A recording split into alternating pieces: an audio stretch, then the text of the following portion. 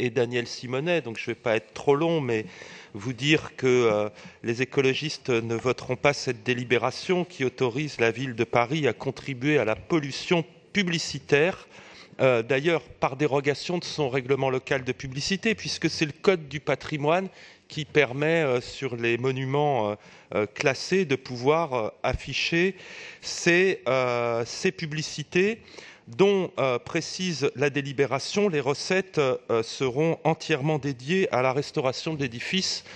C'était inutile de le préciser puisque c'est la loi.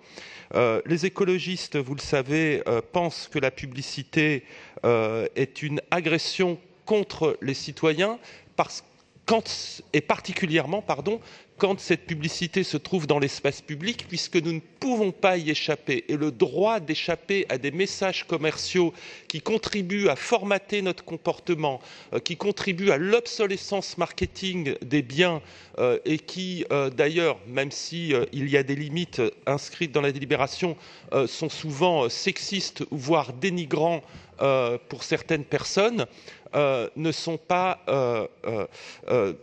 admissibles, ces publicités, quand elles sont dans l'espace public et qu'on ne peut pas y échapper.